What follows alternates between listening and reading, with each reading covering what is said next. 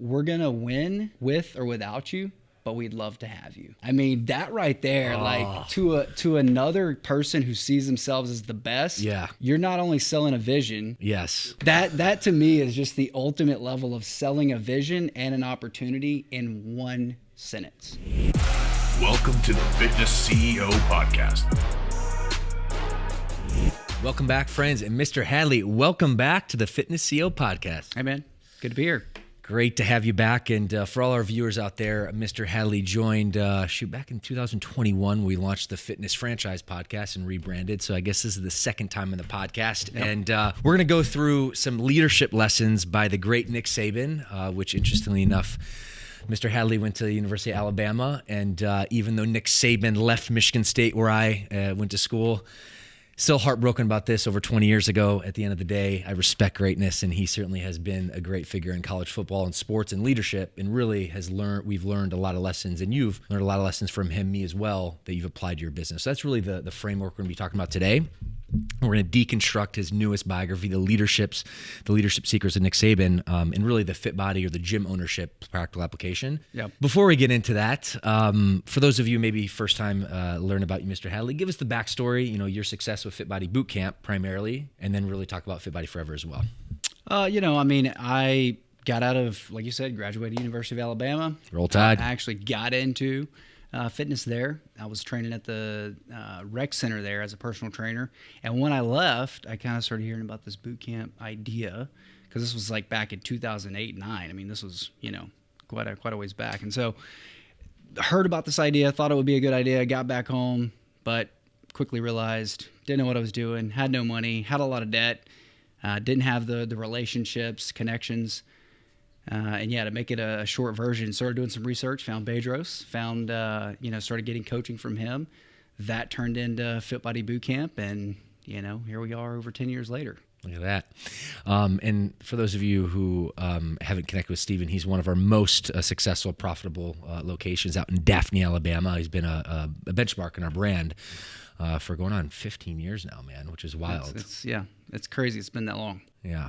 The second thing, and actually we shot an episode when you were first relaunching Fit Body Forever. Why don't you tell our audience a little bit about Fit Body Forever, the differences, and really how that's been very successful in your business and ultimately a lot of other franchise partners as well within Fit Body. Well, I think with specific to, the market that we serve for Fit Body Forever, like that's really the key, because it's a market that is untapped and underserved. Right. So we know that the 55 plus market, I think it was 2020, all the baby boomers turned 55 plus, like that whole generation. Right. So that's over 13 million people.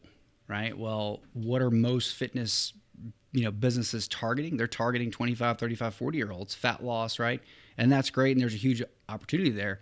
But there's also a massive opportunity with a market that is, looking at more things like longevity and feeling better and having more energy. Our kind of thing is we want to help them keep up, stay sharp, and do more of what they love. So, looking at that, it's just a big opportunity. And I saw that for our, not only, in my location, but for our brand as a whole.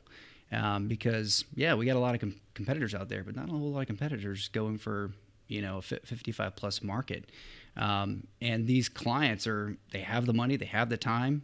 They're just looking for, an expert and a place to actually serve their needs. So it's a win-win all the way around. And we went to a conference years ago, a Functional Aging Institute, and learned a lot through that. And that was kind of like the brainchild of really the Fit Body Forever program. Tell us about like your success in launching it, what you learned, I guess, when you did, and then just high level, kind of what the path is, how many clients you have, and just be able to paint a little bit of a picture of what that program looks like in your location. Then we'll talk about brand wide. Well, kind of similar, through FAI, that's kind of how I got introduced to it. And, at the time, it's like, I kind of knew that there was a good opportunity there, especially in my area. I wouldn't call it like a South Florida or Arizona, but a nice area. And, we have a decent size, retired population there. So I knew that there was an opportunity there. But I think what's changed in the last couple of years is really honing in on like that market, what their needs are, what their, kind of pain points are that we can solve. And I think by doing that, that's really not only allowed me to be successful or my team, locally at our location, but also help across the brand be more successful, because it's not just about offering a fitness program and, a senior citizen. It's about specifically to what is a Fit Body Forever client? What do they, what do they want? What are their frustrations? What are their problems? And how do we solve them best? Well, I think, Steven, and also to our audience as well, I think that's why specifically you've been so successful. There's many reasons for it, but you've really done an incredible job of knowing what that dream client looks like, their fears, their aspirations, what they really want to do. Like, you've done hundreds of interviews at this point. Yeah.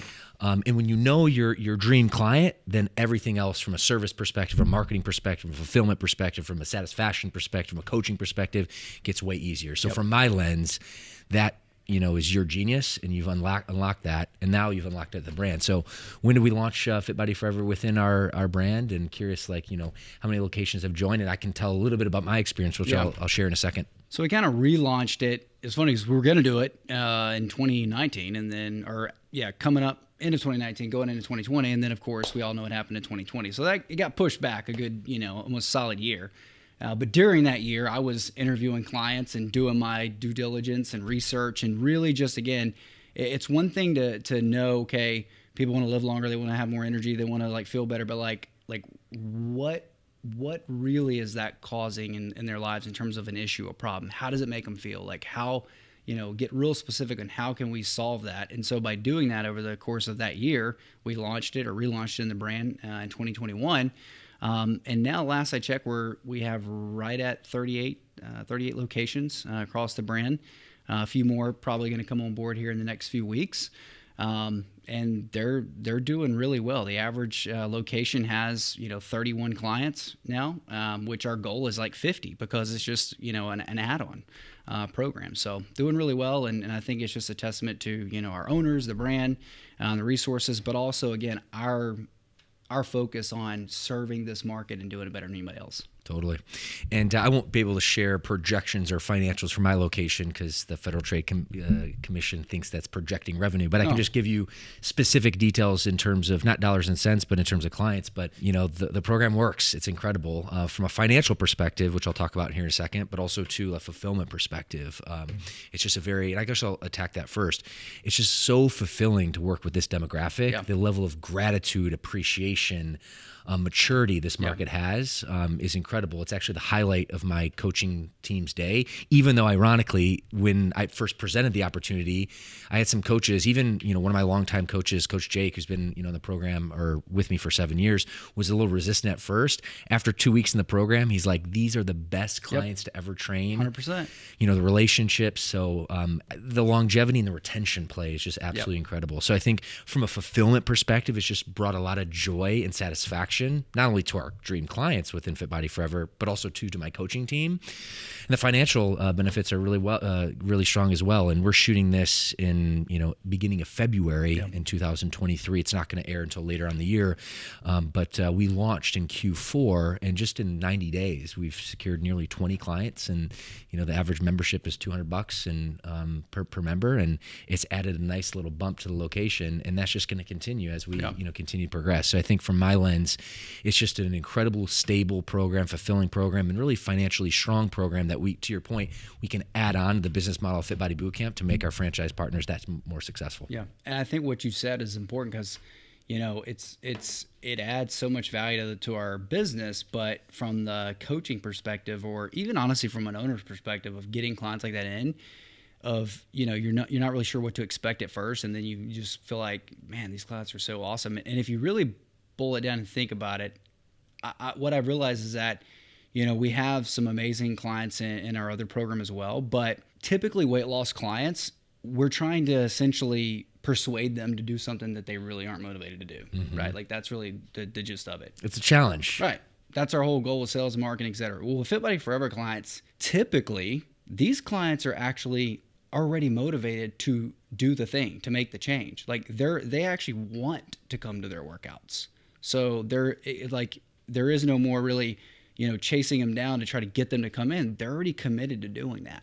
So that whole, I think dynamic and the mindset of a client like that, it's just, that's why it makes it so, such a joy for the team to work with them too. Because of just, they come in and they're excited to be there and want to come back and can't wait to see you tomorrow, Totally. Yeah.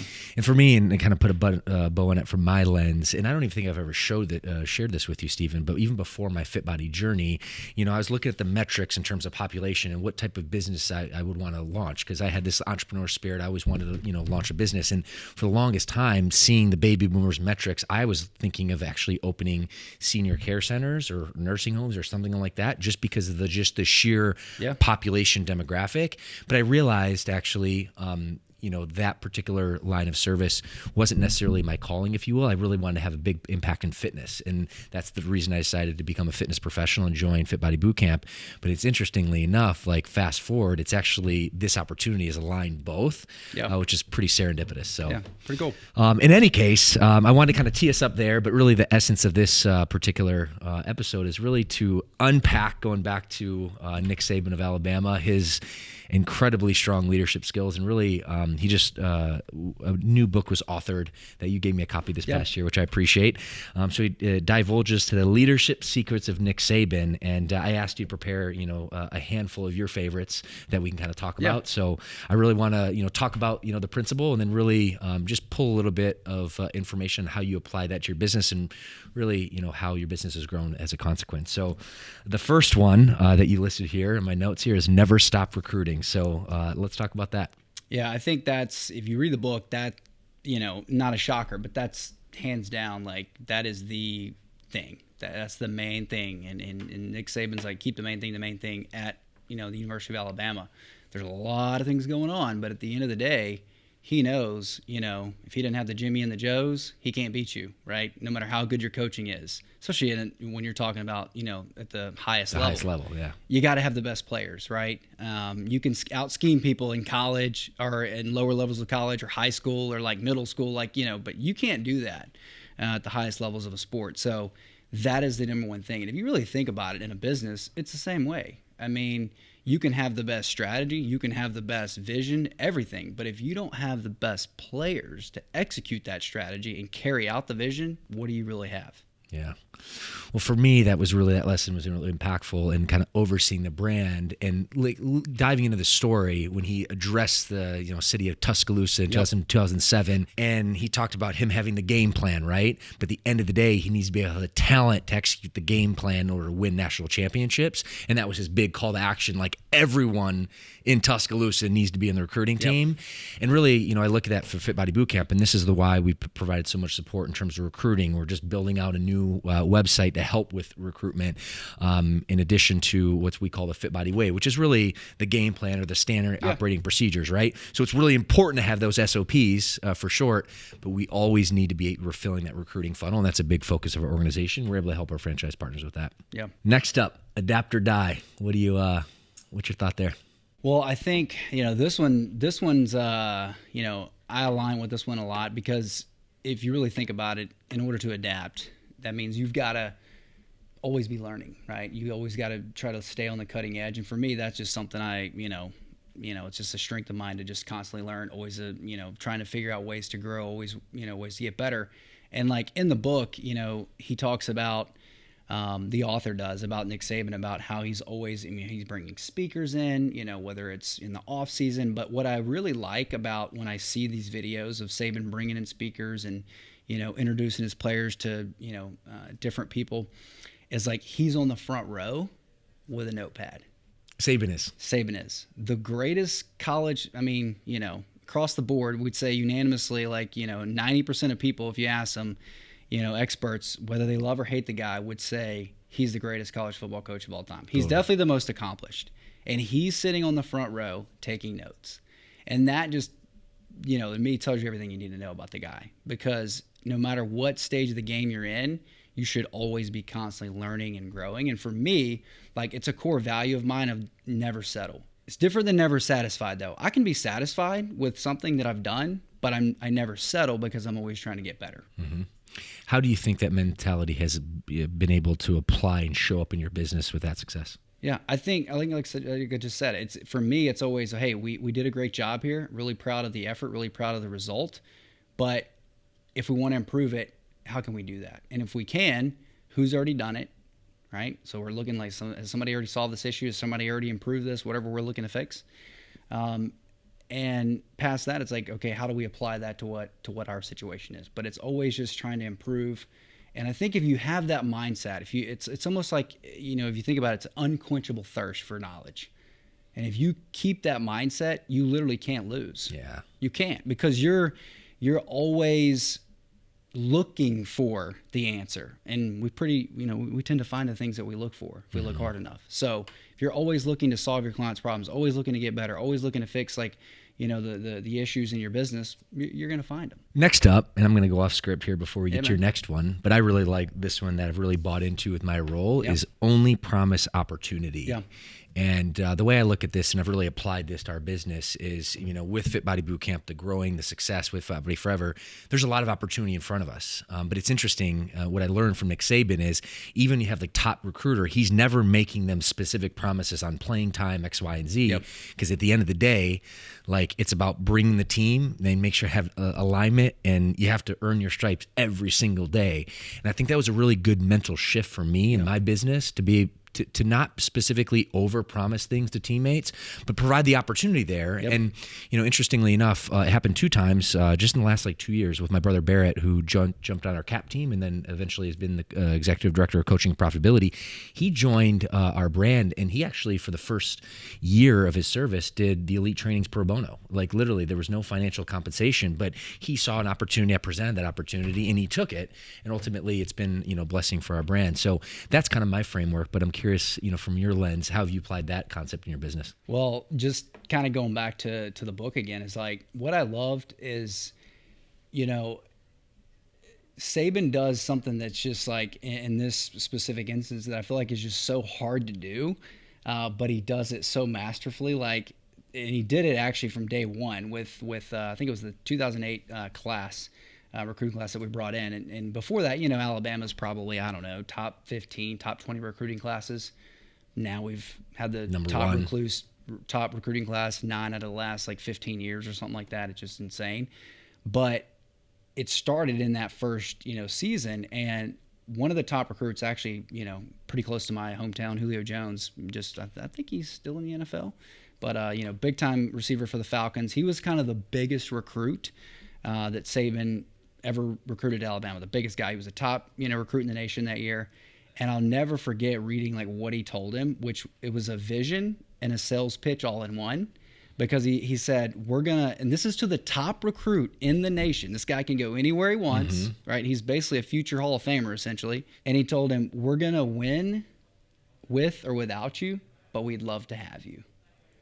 I mean, that right there, to another person who sees themselves as the best, you're not only selling a vision with conviction, like, we're going to do this, and we'd love to have you, but we're going to do it with or anyway. Like, that to me is just the ultimate level of selling a vision and an opportunity in one sentence.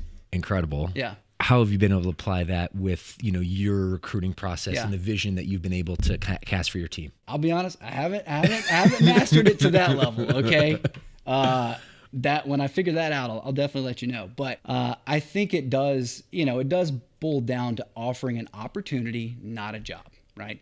And so when you think about that, it's marketing, it's sales. It's just marketing and sales to people on your team versus, you know, customers and clients. So if you boil that down, marketing and sales, what are we doing? We're not selling features, we're selling benefits, right? Or benefits of benefits. So in the same regard, we're not selling a job, we're selling an opportunity. Well, what's an opportunity? The opportunity is what it gives the person outside of getting paid, right? Connections, relationships, growth, development. Those are the things that we want to offer, because that's the opportunity for them, whether they stay with your company or not. And that's another thing. It's like new coaches coming in, you know, the opportunity is, hey, we're going to teach you leadership skills. We're going to, you know, put you through some assessments so you learn about yourself, so you're more valuable in the marketplace. Now I'm interested, right? Like, I can get paid anywhere, right? But every place is not going to offer me the opportunity to be a more valuable asset, you know, regardless of where I go. We're going to teach you how to do an interview and, like, you know, how to you know, answer interview questions and make yourself a more valuable asset. Like, those are the things that create an opportunity for somebody.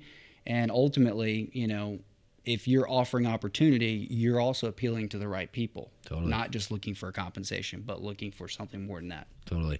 And I think that's the spirit of leadership, interestingly, Steven. And, both you and I have been in the trenches for a long time, met with a lot of clients, done strategy sessions, which are really sales appointments, right? But one of the biggest leaderships I've made is really understanding that I'm still selling and marketing. And yes, I still need to do that from a client perspective, but I'm actually doing it for the team perspective. I'm selling a vision. And that's just strong leadership. Saban does that in spades. And that's something that you and I have also, to sing our credit, we've done a great job with.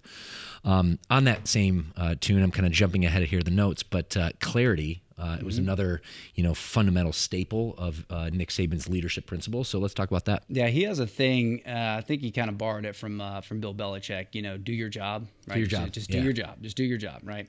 And it's just it provides that clear expectation. It's like the whole thing is if you're at the University of Alabama, you're going to know what your role is, what's expected of you. So I think it starts there. And if I think about it from a leadership perspective, it starts with roles and responsibilities. Like, what do you want somebody to do? How do you want them to do it? Right? Because if I know what my job, if I'm clear on that, if I'm informed, like, I can do my job. Yeah. Right. The second step is what's in it for them, right? Like, how does it appeal to them? Because if I know that, well, I'm motivated, then I want to do my job. And I'll interject here. Barrett, who's my brother, we just talked about, just giant fan of Nick Saban. He said one of the things that I think he saw this in an interview. He's like, I heard Nick Saban talking about, like, how is it going to benefit, my student, right? As soon as they tell me that they want to make the NFL and play on Sundays, well, then I have them, because from the roles and responsibilities, we're going to set that clear intention. But now in every endeavor, in every training session, when I'm selling the vision, I can tie that person, that athlete's goal, to how we're going to get there. And that is the spirit of true leadership and really gaining collaboration and buy-in for your team. So that incredible point that I want to kind of bring up around Saban's mindset. Yeah, it's just being clear on, because at the end of the day, it doesn't matter how great the opportunity is, what the compensation is. Like, you do have to start with what is my role? What is my responsibility? Like, what do you want me to do, right? So I can do my job. Then motivating me, like you said, like, what does the person want out of this? How does it appeal to them? And then I think the third thing that's also important is inspiring them too, because it's like, okay, if I'm clear on what the expectations are, I can do my job. If I'm motivated, I want to do my job. But then the next, like, ultimate step is, why is it important? Because then I feel I must do my job. That's where the mission comes in, to ultimately, at the end of the day, what are we trying to accomplish and why is it important? Because if people will work for money, but they'll, like, basically sacrifice and, do whatever it takes for a mission. Totally. So I think that's the ultimate level, if you get to, that people just, it's blood, sweat, and tears over why it's actually important. They feel like they must do it. And that's a whole different level of leadership. Totally. That's what I love about our business too, like being a very service-based, mission-driven company. Our mission here at FitBody is to inspire fitness and change lives. And we need the X and O's and the game plans and the SOPs with strong leadership and clarity and direction, and really tying that to the mission. We've been able to do good things, and we'll continue that. So hey there, my name is Bryce Henson, CEO of FitBody Bootcamp, and you might know me as the host of this podcast, but what you might not know is that I started my fitness business journey as a FitBody location owner. And since 2012, I've been able to impact my community while creating financial freedom, both for myself and my family too. You see, by using FitBody's proven business model, we give you all the support and guidance you need to be your own boss and build a business that aligns with your passion for fitness. And being we are the absolute best at launching and scaling our franchise partners gyms, we are now excited to announce our 100 member guarantee. Now you might be thinking, Bryce, what is that? Well, we are so confident that we'll launch your FitBody Bootcamp location with well over 100 paying members from day one on your grand opening, that if we don't, we'll run your marketing till we do. That's how confident we are in our ability to support you and guide you through this process. So if you're interested in creating more income through impact, click the link somewhere around this video to apply. That all in mind, I'm going to go off script again. I'm going to bring in one of mine, which is, you can't be the only leader in the organization. And it's interesting. I'm actually formulating a keynote for World Conference, and it's about leadership and the value of leadership and how important I think is in any organization. And kind of my vision for opening up is, showing some iconic brands or sports agencies organizations, and one of them is the University of Alabama. And I'm going to kind of, I'm kind of letting the cat out of the bag here, but I'm going to tease, like, what does this organization mean to you, or what's a commonality? And my first thought is an incredible leader, like thinking of Nick Saban. But at the end of the day, Nick Saban will tell you he is not the only leader in the organization. In order to really attain the heights that the University of Alabama has done with 7 national championships in the last 15 years, and I feel like they make the national championship pretty much every game. This year, this was these last 2 years an anomaly. Yep. But from your perspective and your business and leadership growth, what is Nick Saban's concept of, not only developing yourself as a leader, but you cannot be the only leader in your organization? How is that principle applied to your success? I think, for me, it's just, it's probably comes down to like knowing who you're looking for when it comes to bringing people on your team. But I think, the whole, statement is true. It's like who you are is who you attract, It's really hard to attract good people, good leaders, if you're not at least aspiring to be one every day. Yeah. Right. Totally. Because people can smell it, they can sense it. And so that's really what it boils down to. I mean, that's, I think if you can bring somebody on your team that is a valuable high-level leader, they're there because of a vision or an opportunity, but they're also there because of you. Mm-hmm. And that doesn't mean that you're solely responsible for their success or anything like that. It just simply means that they probably wouldn't be there if they didn't believe in you first, right? It's like, I think John Maxwell says it right, that you buy into the leader before you buy into the vision. It's 100% true. True. They may stay there for other reasons eventually. And that's great because you want them staying there for the mission, the vision, the culture, the clients, all of that. But they're probably going to end up there from day one because of your influence as the leader. And Saban, the standard that he sets, it's like people already kind of know what they're getting into before they get there, because his way of leadership and how he does things it's kind of, become sort of a legend, right? No, it is. Yeah. Well, speaking of legendary, and there's two points I was going to leave on this, but speaking of Nick Saban and his legendary philosophy and how he's well known, one of the things when I think of Nick Saban is this phrase that has been coined, whether by him or his team or the organization, is about trusting the process. Yep. It seems to be, and certainly with your influence, Steven, with our friendship over the last decade, but and having an inner look at University of Alabama follow through Nick Saban, but Saban's always talking about not necessarily the outcome, which is interesting, ironic, because he gets the outcome. Yep. But his whole focus and mindset and his vision and his coaching to his team is we're going to focus on the process, and if we focus on the process, then the result will take care of itself. So talk to me, my friend. Yeah, it's funny because that was from day one. He got up there day one, and when he got hired, and he was like, "We have a process that we want to follow," And a few years later, there was a joke going around. He's like, you got to basically cut out and shield all the noise, right? He calls it rat poison, right? You got to get rid of the rat poison because his whole thing to his team, like in a game, and where he came up with the process was like, I think it was back in it was at Michigan State. They actually upset Ohio State. Ohio State was ranked number 1. I forget what Michigan State was ranked, but big underdog. And that's where he kind of developed it because his speech to the team beforehand was, don't focus on the scoreboard. Focus on every play like it has a history of its own. That one play is going to tell a story. What's that story going to be? And if you take it one play at a time, one series at a time, one quarter at a time, one half at a time, you ultimately get your outcome. So I think that's the ultimate message. Now, for in business, in weight loss, in any outcome you're trying to achieve, it gets really hard, right? But I think if you're trusting the process, if you're doing the work, ultimately you will get to your outcome. It's just a matter of when. It's like in the book Atomic Habits, James Clear calls it the plateau of latent potential, right? We kind of get stuck in that valley of despair, but the reality is our results are not being wasted. They're basically being stored. Sometimes our best outcomes are delayed. Mm-hmm. One analogy I've heard is bamboo. It's like it can spend 5 years building an intricate root system underground mm-hmm. and then sprout to 90 feet in 6 weeks. Mm-hmm. So was it the 6 weeks or was it the 5 years? 5 years. It was the 5 years, right? So that's really the essence of trusting the process. It's like if you put in the work, if you put one foot in front of the other, the results will come. And I'll just share one other thing for me. with that as well is like, that's fun or that's motivating to say, right? And like, yeah, okay, I'm gonna trust the process. But then what happens when it gets really hard, you know? And so for me, I think one thing I've learned too is just to also appreciate like the journey and reflect on your wins. Because while you're waiting for those delayed outcomes, while you're trusting the process, you can stay motivated by just seeing how far you've come, right? Always looking ahead and where you want to go. That's great. But you also need to turn around and see how far you've come, because that ultimately motivates you to get you to where you want to be. I think, you know, Dan Sullivan calls it the gap in the gain, right? The gap in the gain, which you're measuring an ideal, which is we're goal driven, we're ambition driven. That's awesome.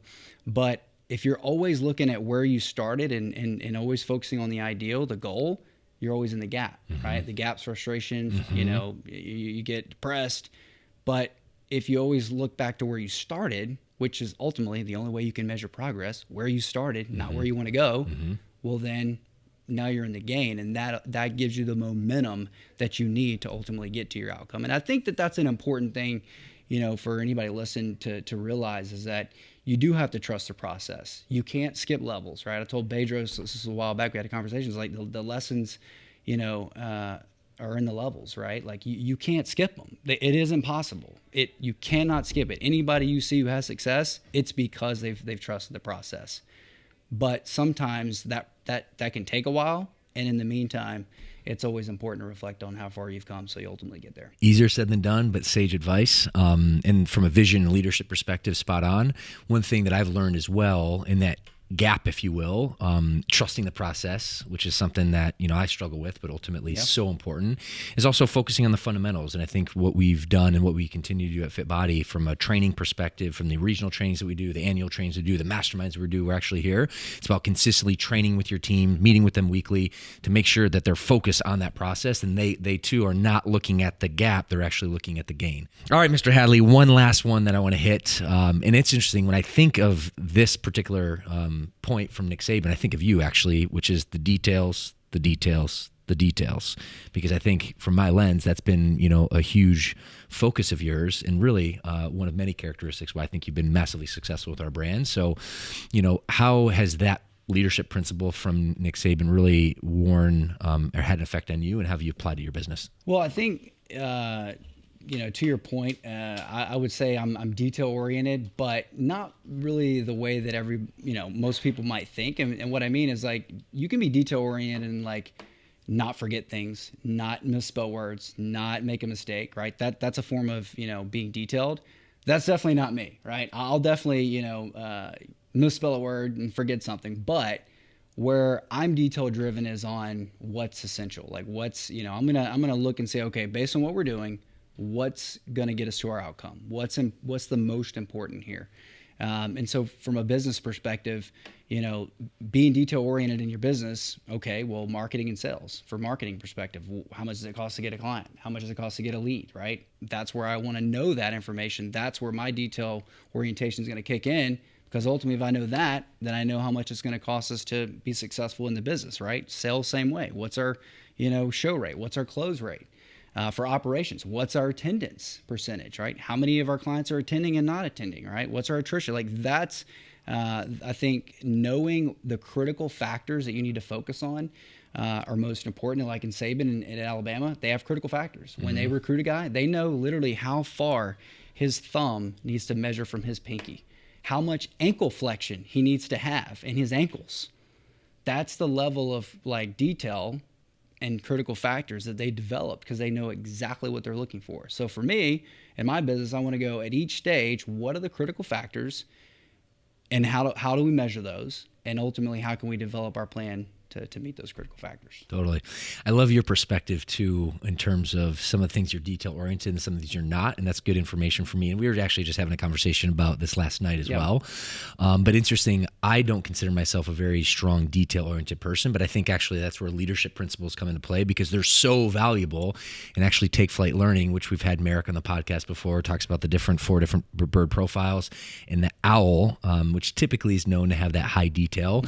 I lack the owl, and the running joke is I stack myself with owls, so that way just, you know, I'm I guess making up for, you know, my lack of skill set. But regardless, it's so important, and really that's the value of leadership in the organization. So Yep, 100%. All right, my friend, incredible takeaway. I was dying. We've been talking about getting the show in the books for the last 6 months here, and just worked out. We're in Southern California, and you made the trip in from Alabama. So excited to push this out. Before we wrap, kind of want to get your last little thoughts here. Taking a step back, and this is 2023 right now. We talked about your leadership journey starting in 2008 and 2009 when you started, looking into Fit Body Boot Camp.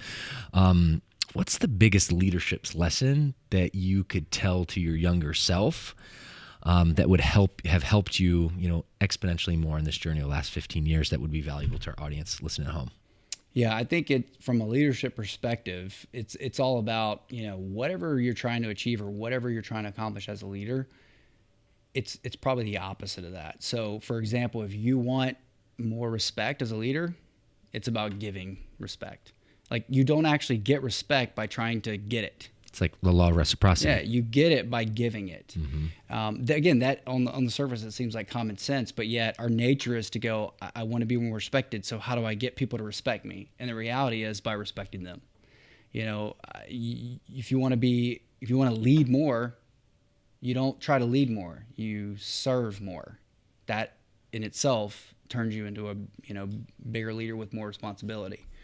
Appreciation. If you want to be more appreciated as a leader, you don't try to get more appreciation. You appreciate people more. So I think that's something that you gain, I guess you'd call it wisdom with time, that, early on you can get frustrated in a leadership journey with, a variety of different things like that. And just realizing that it's not about the thing that you're lacking or that you want.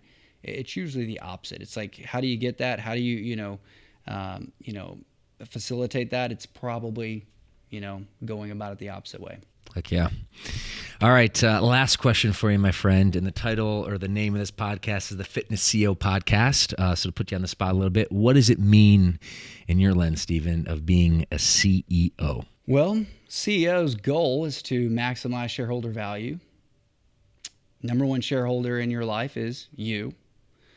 Number one way to maximize value for yourself is to be a value to other people. So the more valuable you are to other people, the more value you're going to create for yourself. Boom. Mic drop. That was gold. Well, my friend, it was awesome having you back in the studio. Freaking loved this. And friends, I know you got a ton of value, assuming you did. Give us a like, give us a subscribe, but better yet, share this with someone who's, on their leadership journey, who wants to be a business owner, entrepreneur, and this content will definitely help them, because leadership, my friends, is always the problem and always the solution. So my man, Hadley, appreciate you, buddy. And my friends, we'll see you in the next episode.